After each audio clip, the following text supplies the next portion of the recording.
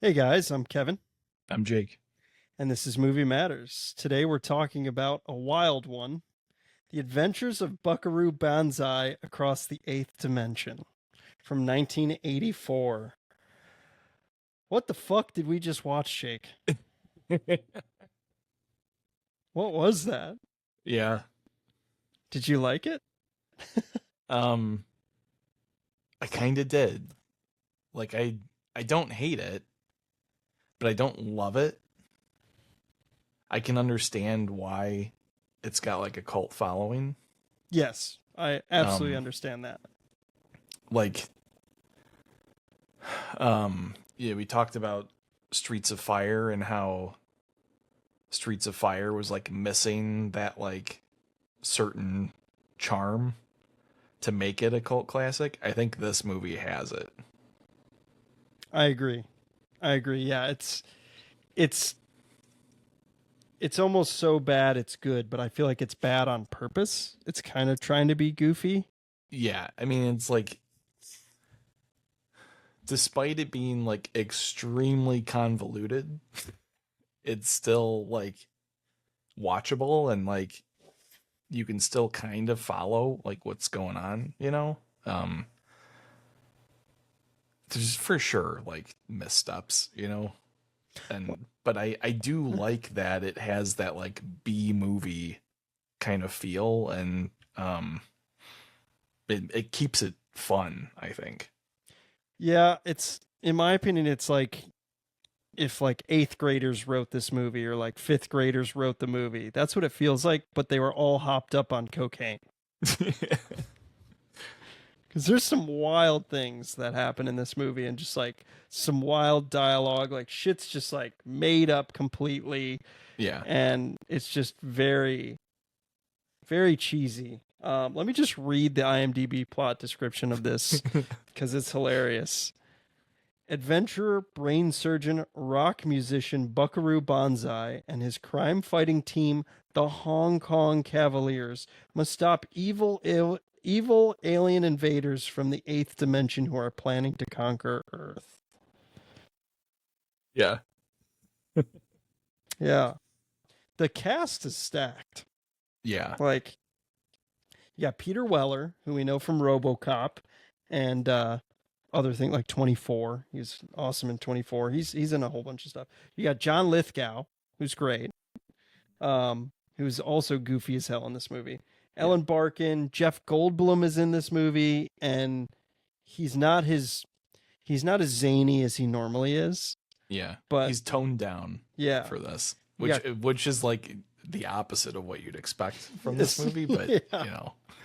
yeah, pretty interesting. You got Christopher Lloyd from Back to the Future, which he looks young in this movie, which is so funny because Back to the Future came out in '85. This came out in '84, and all the makeup and shit. He looks so old in Yeah. Back to the Future. You've got Ronald Lacey, who plays the guy in Raiders of the Lost Ark who gets the medallion burned on his hand. Oh yeah. Yep. It's like, yes, you will be. That guy. Yeah. That guy. You've got Clancy Brown, Hmm. who we just saw in Bad Boys. Um, Carl Lumbly, who he is um, he plays in the most recent movies. He's been in a lot of like he was in Doctor Sleep. He plays Scatman Crothers' character. Oh Um, okay. he's I like him. He's really a good actor. I'm pretty sure that's who that is. Um, you've got Mike from Breaking Bad in this movie. Yeah. For like Uh, a very hot minute. yep. You got Dan Hedaya, who's the villain in Commando. Um, Vincent Schiavelli, who always is a weird looking dude. He's the tall guy who's like threatening Penny with fucking ants in this Yeah. movie, which Yeah. is so weird. But yeah, the cast is stacked, and but it's such a weird movie. I didn't know what to expect. However, I should have expected something like this based on the name of the fucking movie. Um, but the movie opens almost with like a very Star Wars like title, like, or like credit crawl, or like prologue. I thought that was pretty interesting. There's not a ton of background on it or trivia, but the coolest thing, there's a couple cool things. One cool fact was that the original director of photography for the movie was Jordan Cronenweth. He shot Blade Runner in '82, Oh, no and they shit. had him do this. The filmmakers specifically wanted the film to be rich in color and texture, for which Cronenweth, excuse me, was specifically known for. However, several weeks into filming, producer David Begelman had Cronenweth replaced with Fred J. Konenkamp, against the wishes of the crew, including the director W.D. Richter. Um, but the producer did that to give it a campy feel, and that's why he didn't want it so vibrant and like beautiful. He just wanted it to be campy and B movie, like you kind of mentioned. Um, but pretty interesting. I mean, the movie opens with Peter Weller driving through a fucking mountain. Like, Yeah. Yeah. I mean, like the concept of the movie, like there's a lot of parallels with Streets of Fire. I feel like where this movie also has a really interesting concept mm-hmm. that you have this like genius guy who's like not just satisfied doing like neurosurgery, so like he also has to do these like groundbreaking physics experiments, and he's a rock star. If that wasn't also enough, and like he just goes on these like wacky adventures, like And that's everyone loves him and knows him. yeah, and he's like like the world's like largest celebrity Yeah. apparently. Like I don't know, but yeah, like it's just like I mean it's like a super fun idea and original idea. Um, I just there's just a lot going on. So much going on, and I don't know, maybe I wasn't in the right mood to watch it. I didn't love it. I don't know if I hated it. Hate's a pretty strong word for this Yeah, I movie. mean, and like I kind of liked it. Okay, fair enough. I feel like it sounded like I was like, oh, you like really like this movie, but I think you like the aspects of it, not the yeah, movie itself, and like if that makes sense. right, and like I kind of felt the same way about Streets of Fire, where I'm like, God, well, on Streets of Fire, I was like, I want to like this movie so bad because there's like so much cool stuff on it. Yeah. But like this one, I think it does get me over the hump, and I'm like, I do kind of like it. But like there's still a bunch of flaws, so I'm not like, this isn't like something I'm gonna watch like It's once a year or like even maybe every 5 years. But like it's just like a weird, fun movie, and like I'd probably watch it again, but not for a while. I don't know if I could watch it again. I don't know. I'd maybe watch it to make fun of it and be like, you got to watch this movie. It's so ridiculous. I mean, that's why you watch Roadhouse. Yeah. So Roadhouse is like awesome, though. It's a similar kind of thing. Oh, yeah. I don't know. I gave it a pretty bad review or rating on Letterboxd. Yeah, like I wouldn't give it higher than like a 2 out of 5. Yeah. Yeah, I think I gave it like a 1 or 1.5. Yeah. I mean, I gave it a 1. I don't know. It's fun. It is. So like, it's like there's nothing worse than a movie. Like if this movie wasn't fun, it would be so painful. So painful to watch. Like, yeah. Like it's like I mean, it's almost as like this is a weird parallel, but it's kind of as content heavy as like Come and See was. Like not in terms of like the gravity of like, what's being presented to you, but like there's just a lot of content. And like Come and See is enjoyable to watch Is it? Because, well, yeah, I mean, 'Cause it's it's a a beautiful masterpiece? movie. Yeah. It's extremely well done. Like I the can't believe. cinematography is unbelievable, and like it, like if it didn't have those elements, it would be horrific to have to sit through. And like this movie's like very similar, where like there's a bunch of elements that make it fun and enjoyable. If it didn't have those, it would be a bunch of like gobbledygook gibberish nonsense that people are like talking to each other about. Yeah. And it'd be like, oh my god, like I don't give a fuck about like any of this, like, but at least it's fun and it's campy and it's like, Yeah. whatever. Culty. Like, Yeah. It's funny. yeah. You were like comparing it to Come and See, and I was like, no way. And then you Not just pulled that out of your ass, dude. That was fucking sick. Like, like. you know what? All right, a better parallel I think is The Big Bang Theory. I don't watch that show. I can't. I like see 2 seconds of it on TV, and I'm like, this is shit.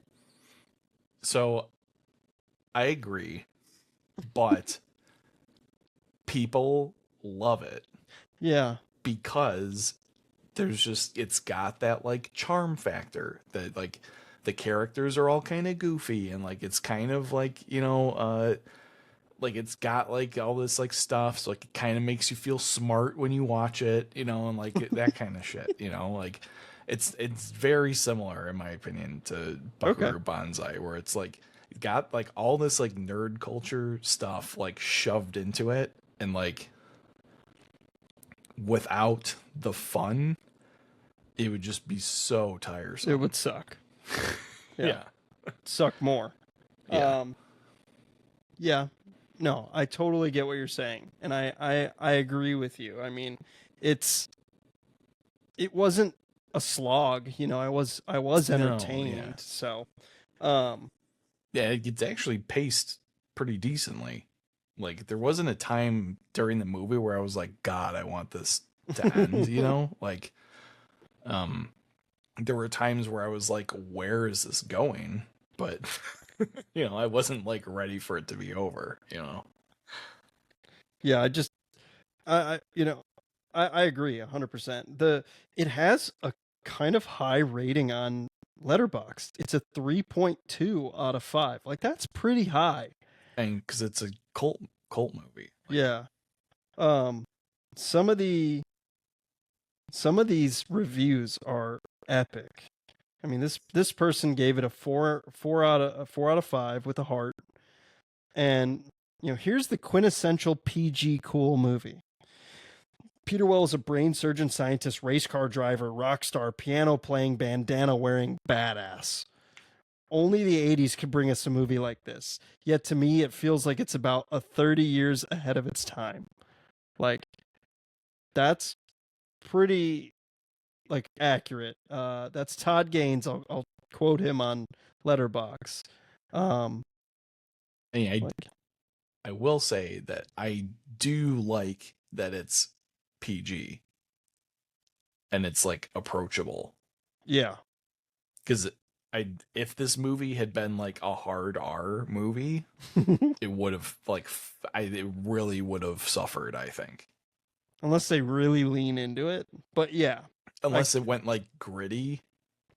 Yeah. But like, I don't know. If it was just like, if it was the same, but they just said fuck all the time and like it had boobs or something, like it wouldn't.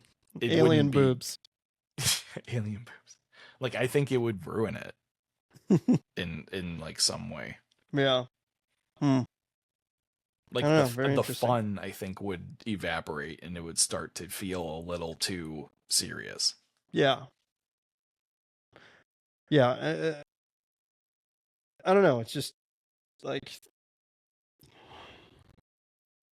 I mean, I really want to just like some of the lines I wrote down and like some of the things are so great. There's actually a deleted scene.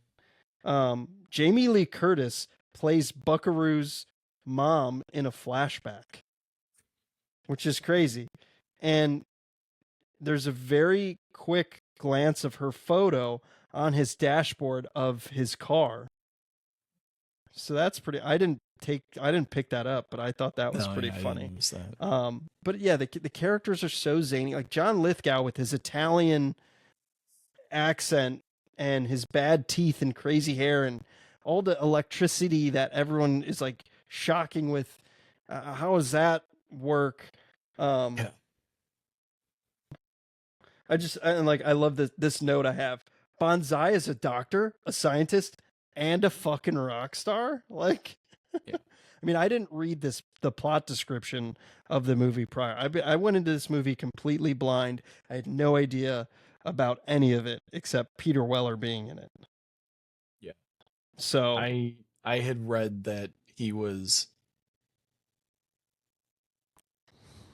like doctor and physicist. The rock band thing I did not yeah, know about. So yeah, that was like a shocking moment. I don't recall if you or I put this movie on our list of movies to watch. I don't know if we. I think you had said you wanted to watch it. Okay. Because I probably Googled it and said like crazy 80s Yeah. movies. And what's funny is like we I don't know if we mentioned it during our last episode, but I think are we doing November? Are we doing bad 80s movies? December is December bad 80s movies, which like, this one would fit. 100%. And that's why I literally was watching that and thinking like, man, this would be a perfect movie for December. Yeah. I love like it just goes to him into a rock concert and he's singing and he's terrible and he's like playing the guitar and then singles out Penny in the audience like who's crying? Like it's so random. And then Penny goes to fucking shoot herself in the head, which is wild. And then everyone pulls out a gun. It's just like what movie are we fucking watching here? It's just very interesting. And like I don't know where the movie takes place. I was confused about that. Is it New Jersey? Is it California? Like because it's definitely not shot in New Jersey, that's for sure. It's definitely shot in California. What like I think it's New Jersey is what they said it was supposed to take place in. But I also isn't that Jeff Goldblum's character's nickname? Yeah. So I was I don't confused. think it's actually. I don't think it's New Jersey. Okay. But I mean, I don't know. I don't think it matters. Yeah, probably not. You know, and it's got a very all of the like, well, at least the parts that are in the outside are all very California looking. Very. So yeah. But you get Penny, the girl that's at that rock show who goes to kill herself. She gets arrested because they think she was trying to assassinate Banzai. Yeah. And then Banzai goes to meet her in prison, and apparently she's the long lost twin of his dead ex or dead wife, which is how the fuck do they think of that? And then he just has the power to let her out of jail. It's like, oh, she's good. Like, I'll get you out of here. What? How does any of this make any sense? No, it doesn't. And but that, I mean, like, hey, he's like this super celebrity, so lean into it, you know? Yeah, I guess so. And then you get these two aliens, which I didn't remember. I was reading some of the the Wikipedia like plot description because I was so lost a lot of the time. You have two aliens, the black Lectroids and the red Lectroids, and they're in like a war. And like the black Lectroids don't look all that different. They don't, and like they have crab hands, some of them, which is kind of funny. And like the black Lectroids are like Jamaican. Yeah. And it's funny how they like will have them as their alien character, and then they switch back. Like they'll cut back, and they're like some Jamaican human disguise, which I was like, what? That's interesting. I also thought it was kind of funny. Yeah, you got like they're from Planet 10. It's like I mean it's like, oh, there's 9 planets. Let's just make this Planet 10. They're from Planet the 10 dimension. I guess so. And why did they skip over this, all the other dimensions? Yeah, I don't know. again, it's just like, let's just, like, third graders, like fifth graders, let's just, the eighth dimension, lectroids, they'll have crab hands. It's like It's this just movie's kind of just like a Mad Lib. 100%. A Mad Lib with a snort of cocaine. Yeah. Like, yeah. Jesus. It's just. You have. Oh, also, John Ashton is in this movie. He has a very quick cameo as a highway patrolman. He was in Midnight Run. I forget his character's name. And I love him. He passed away somewhat recently. Great actor. But like, I just remember, I even have a note in here. What the fuck am I watching? Just like, what? Like, I was so blown away by this. I was like, what is all this? Like, this is crazy. And like, a lot of characters try to explain things. They'll just be like, oh, it's this. And it just makes no sense on top of trying to explain everything else. I forgot exactly what they said, but I was just like, that doesn't make any sense. Like, yeah, there's a lot of like moments where they explain science that's like supposedly going on that's just like not real, or like not correct, or it's just a bunch of like gibberish, and like it's unnecessary. I think they could just be like, yeah, you strap this little thing to the car and it fucking goes through mountains and into the other dimensions. Yeah, and the you could oscillator people could just be like, or whatever. Oh, okay. Yeah. Like we don't need the fake explanation of, it's like when George Lucas explained how the Force works with midi-chlorians, everyone was like, why? Why even give the explanation? Just let it exist. Yeah. Just do it. Just let it happen. No one was asking that question. Yeah. Yeah, it's like, just makes no sense. Okay. They listen to this alien transmission and wear like bubble wrap eyewear. Yeah. They all like that's not explained. It's just like, what is that? They all look ridiculous. And like, I don't know. The long lost identical twin Penny makes no fucking sense. And how she's just like into the whole operation now, and it's just like shoehorning a love interest into the story. Yeah, and it's which, like, why not have her just be any random girl? Yeah. Why even have a dead wife? Like it's like there's so much backstory that's not explained at all. Yes. Well, so all right. This is probably a good time to jump into the sequels that never materialized.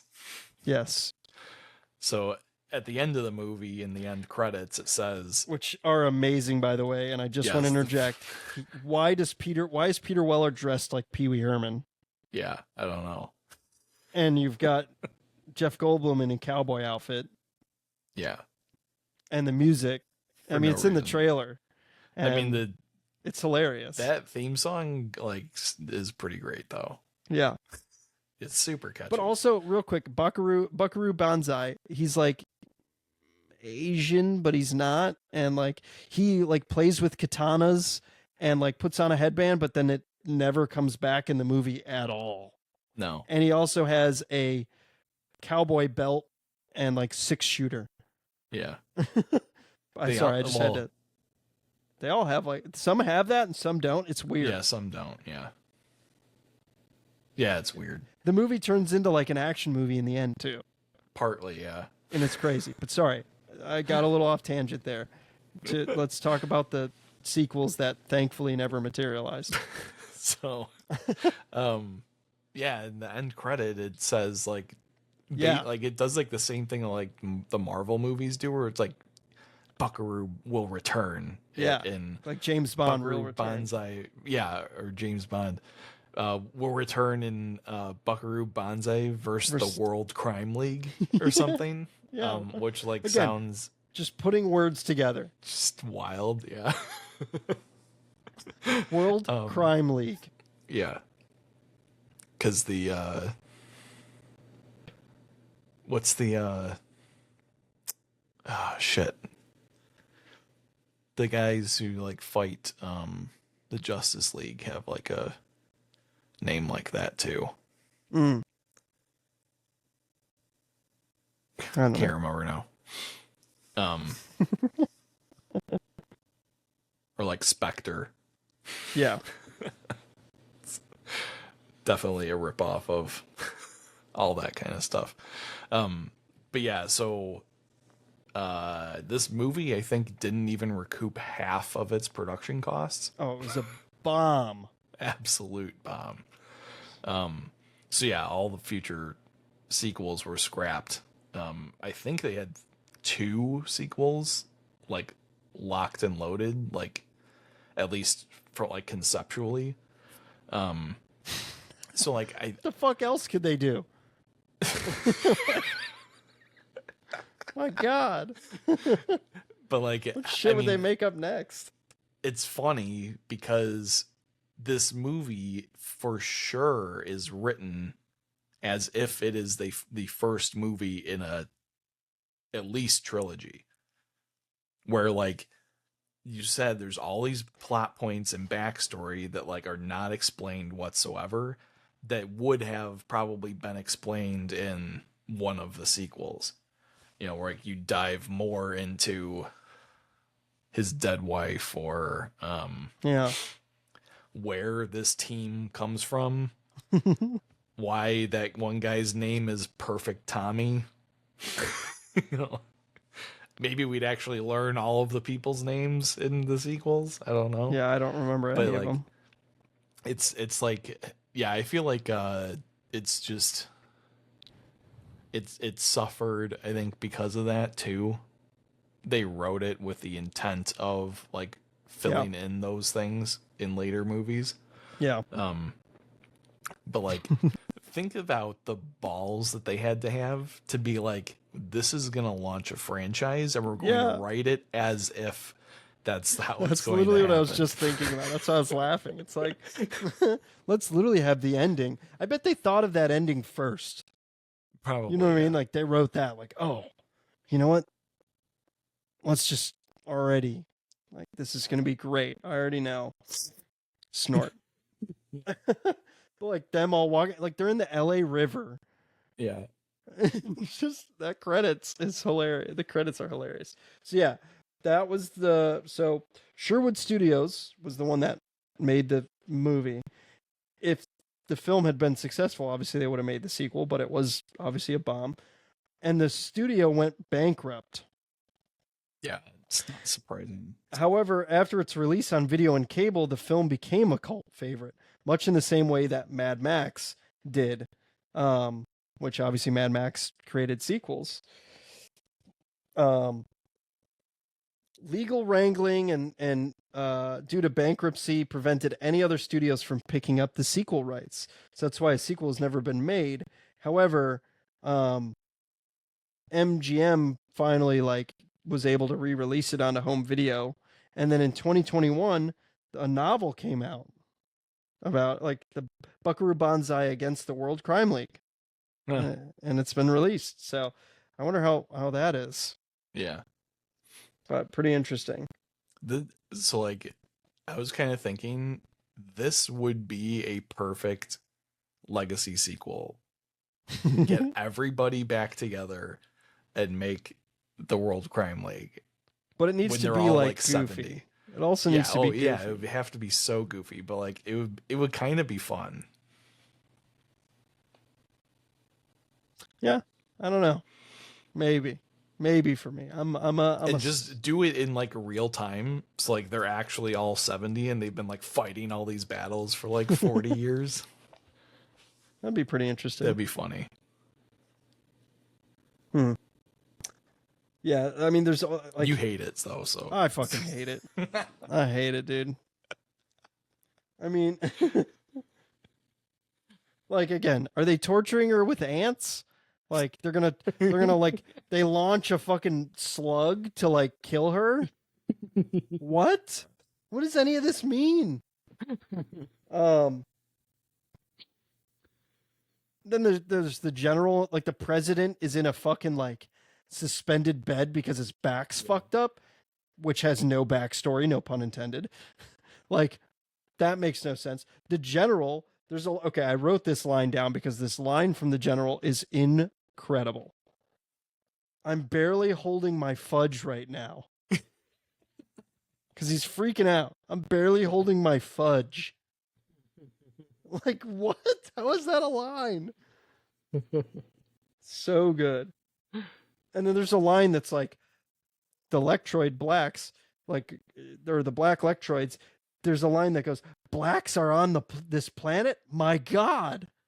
like Jesus. You've got Big Booty, or Big Booty, who's Christopher Lloyd's character. And like, there's a line, I think, and like John Lithgow's character, who what's his name? Like Horfin, right? Isn't that his name? I don't even know. Well, it's like Dr. Emilio Lizardo is his name, but I think he's also like called Horfin, if I'm not mistaken. Again, confusing. But he says, "Big Booty, activate your probes." Like, that line is hysterical. And then he shocks Banzai in the dick, basically. And they like torture him with electricity, and then he like, the power goes out because one guy like got shot and like touched the like big power, those big levers that are always in movies. That's like, oh, this does power.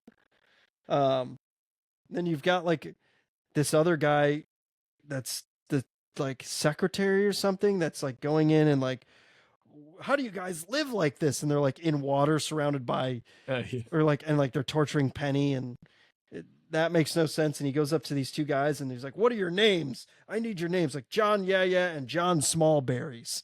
Like, again, what the fuck am I watching right now? It's like, and then you've got John Lithgow like flying away, and he's like, feet, do your stuff. And he's using his feet to control the ship, which is fucking weird. And then, yeah, it's, I don't know. So this really, I read this and I don't remember this scene at all, but this sums up the movie very well.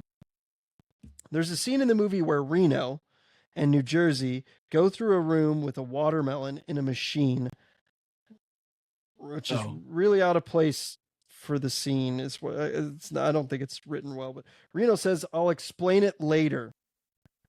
And in the commentary, the filmmakers explained that they had a confrontational relationship with one of the producers. When they stopped receiving notes from the production, they decided to put the watermelon in a scene with no mention about it anywhere in the script. When they received no questions about it, they deduced that no one was screening the dailies anymore, and they could keep making the film the way they wanted as long as they remained within budget.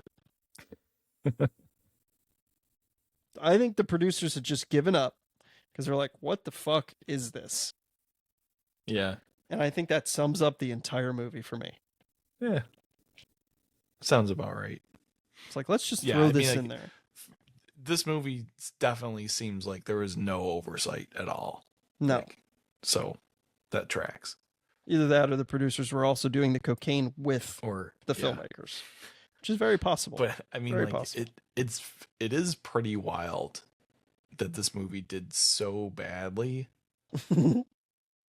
just based on the casting. Like, it's surprising that you didn't at least make your money back just because of how many people are in this movie. Like, yeah, but I'm curious if they were as popular then as they are. Because this was 84, right? So, yeah, because Weller did not do RoboCop yet. Goldblum hasn't. Or did he do The Fly yet? No. Fly was 86. So yeah, maybe I just think they were nobody really did have the star power. I mean, I guess Christopher Lloyd did because he had that. What TV show was he on? Taxi? I think so. That he was like most well known for. With Andy Kaufman, I think, right? I think so. But yeah, So maybe it's one of those things where it should have been a little more hyped. Yeah. I don't know if I'd even really recommend this movie to anyone. I feel like it'd be a bad recommendation. It's tough. Yeah. I feel like I'd get like my ass kicked for fucking recommending this. Get your ass kicked for doing that. It seems like you're disliking it more the more we talk about it. I think I've disliked it this whole time. Pretty. You're just more comfortable shitting on it now. Yeah. I don't know. It wasn't. I just couldn't really get into it. Again, it's not. I mean, it is trash. It's kind of garbage. But again, that is its charm. Yeah, like you said. So it's fun because it's shitty. I give it a little bit of a pass because of that. But yeah, pretty interesting of a watch, that's for sure. Yeah, especially So I mean, it definitely fits Sci-Fi September. So yeah. Speaking of which what movie are we doing next? My sheet's not loading. Next up, Videodrome is up next. Videodrome. Okay, that'll be which will be interesting. Yeah. Okay. Well, hopefully you guys enjoyed this week's video and movie. Let us know what you thought of the movie. Yeah. But we'll catch you next week. Thanks for listening or watching, or both. Yep. Hopefully both. Yep. Take care.